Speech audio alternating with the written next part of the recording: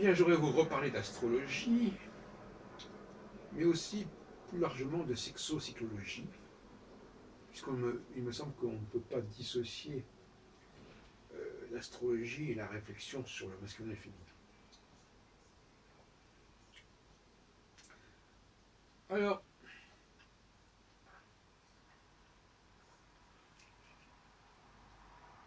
disons que, pour rebondir sur l'ouvrage toujours de, j'aime bien, de Amanda, de Miranda Gray, La femme optimale,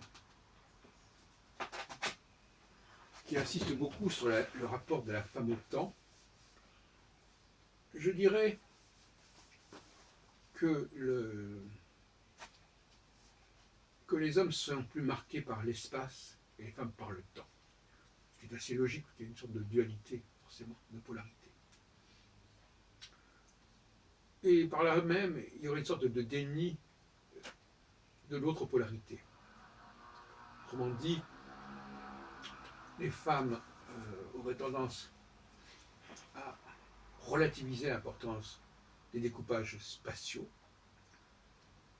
des clivages, des groupes, des communautés, des divisions diverses, tandis que les hommes auraient tendance à ne pas apprécier particulièrement les programmes, les choses qui sont prévues d'avance, qui sont déterminées à l'avance, et dont on ne doit pas sortir.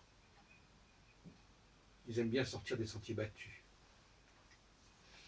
Les femmes, donc voyez-vous, les hommes donc seraient plus récalcitrants face à la routine, face à tout ce qui est programmé, tout ce qui est prévu, donc seraient récalcitrants à tout ce qui est l'ordre du temps, et les femmes seraient récalcitrantes concernant l'ordre de l'espace.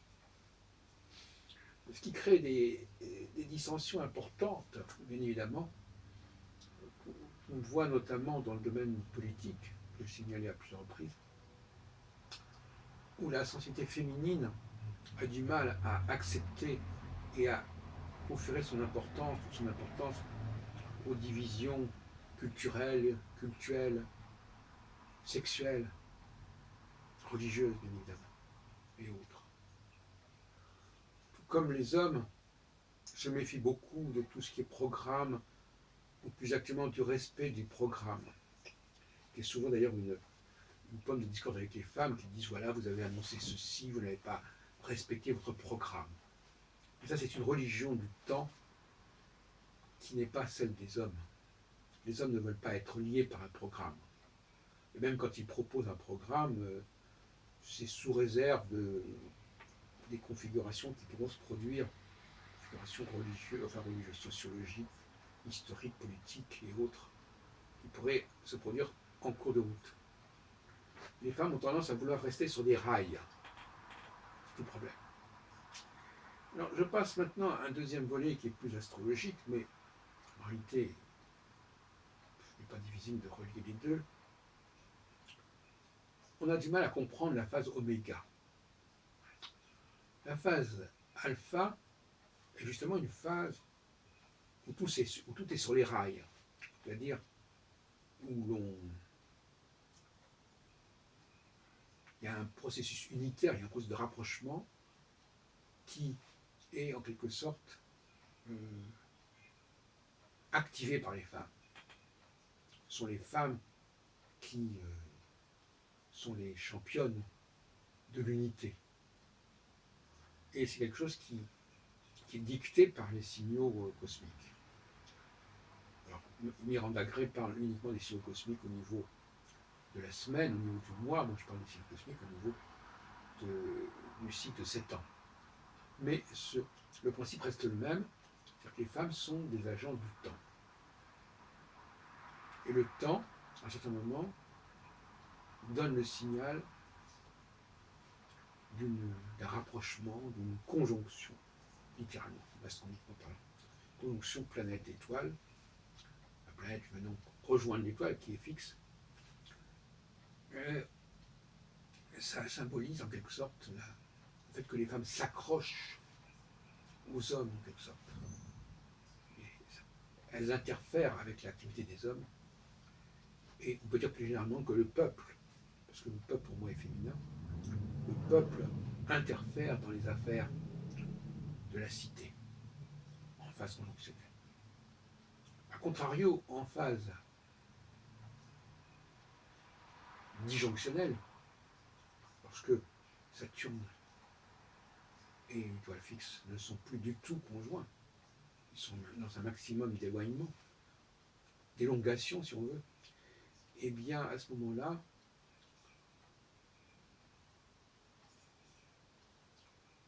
il y a beaucoup plus de liberté. C'est-à-dire que il n'y a pas les mêmes contraintes qu'en phase conjonctionnelle. Comprenez par là que l'esprit des deux phases n'est pas le même. Dans un cas, il y a une contrainte qui est une sorte de manque de liberté. On est obligé de faire les choses comme ça. On est obligé de se comporter d'une certaine façon, qui est celle de l'unitarisme. Alors qu'en phase oméga, c'est-à-dire la phase disjonctionnelle, en opposition à la phase alpha, qui est la phase conjonctionnelle, qui est le signal conjonctionnel, eh bien, en phase oméga, tout peut arriver. Il n'y a pas de déterminisme absolu, d'aucune façon. Il n'y a plus cette pulsion féminine qui pousse vers l'unité, mais ça ne signifie pas pour autant qu'il n'y ait pas d'unité. La phase oméga ne prend pas le contre-pied au niveau des résultats, des faits de la phase alpha. Elle peut perpétuer l'unité comme elle peut la défaire. Nous sommes beaucoup plus responsables de nos actes en phase oméga qu'en phase alpha. Donc l'esprit n'est pas du tout le même. Ça signifie que les prévisions en phase oméga sont plus délicates, plus subtiles, sont plutôt des conseils, alors qu'en phase alpha, c'est plutôt des contraintes auxquelles il est difficile d'échapper. On voit par exemple que si on prend le printemps arabe, on ne peut pas dire que tout s'est passé de la même manière partout. Et d'une manière générale, en phase oméga, les choses ne sont pas censées se passer partout de la même façon.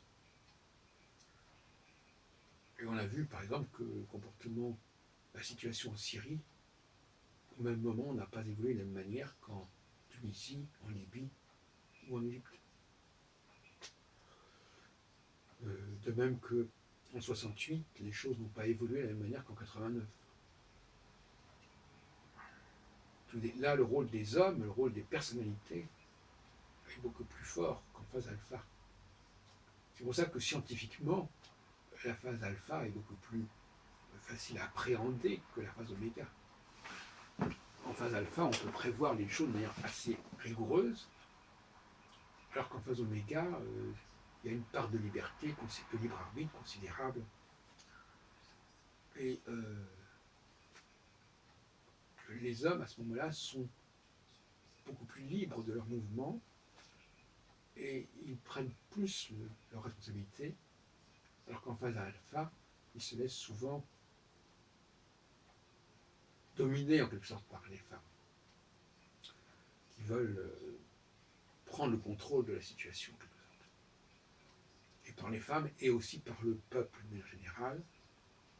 Et on l'a vu avec le Brexit ces derniers temps et avec l'affaire Trump, l'élection de Trump, qui correspond à une sorte de volonté de la base du peuple, du monde inférieur, du monde un petit peu souvent non consulté, de se faire entendre et d'imposer son point de vue et ses candidats. Cela dit, si on doit faire des prévisions, cette phase alpha, elle ne va pas durer très longtemps, puisque les élections en question ont eu lieu tardivement par rapport à la phase alpha, puisqu'elles ne respectent pas nécessairement le programme céleste. Elles ont lieu selon une mécanique qui n'est pas du tout céleste d'ailleurs, et qui vient interférer avec la dynamique proprement céleste. quant aux élections de 2017 en France, alors là, c'est encore beaucoup plus aléatoire de faire des prévisions. Et surtout, de prévoir ce qui va se passer pendant les 5 ans qui suivront. Il peut s'agir, en tout cas, ce qui est certain, c'est que les gouvernants ne seront pas aidés et soutenus par le peuple, c'est clair, puisque le charme de la phase alpha aura cessé, donc il n'y aura plus ce soutien populaire, et ils seront livrés à eux-mêmes. Ils devront prendre leurs responsabilités, engager des actions, engager des entreprises, et ils devront s'entendre entre eux. Et en toute état de cause, il n'y aura pas cette pression qui à la fois bloque certaines actions, mais en même temps favorise certaines actions. Donc la phase oméga est d'une toute autre teneur que la phase alpha. Elle n'en est pas. Elle en est quelque part le contre-pied sur le plan psychique, mais elle ne va pas forcément défaire ce qui a été entrepris en la phase alpha. Elle peut au contraire le consolider. C'est pour ça que annoncer ce qui va se passer dans les années qui viendront est délicat. Soit la dynamique, la volonté masculine prendra le relais sur la dynamique céleste, et donc poursuivra dans la même direction, alors qu'il n'y a plus la même énergie derrière tout ça. Soit, donc c'est un petit peu comme le feu qui remplacerait le soleil en quelque sorte, ou comme l'électricité qui remplacerait la lumière du jour, comme l'hiver qui remplacerait l'été. Donc la responsabilité humaine est beaucoup plus forte en phase oméga. Elle peut aussi bien maintenir ce qui a été engagé en phase alpha qu'en prendre le contre-pied. Voilà les dernières réflexions que je voulais vous transmettre.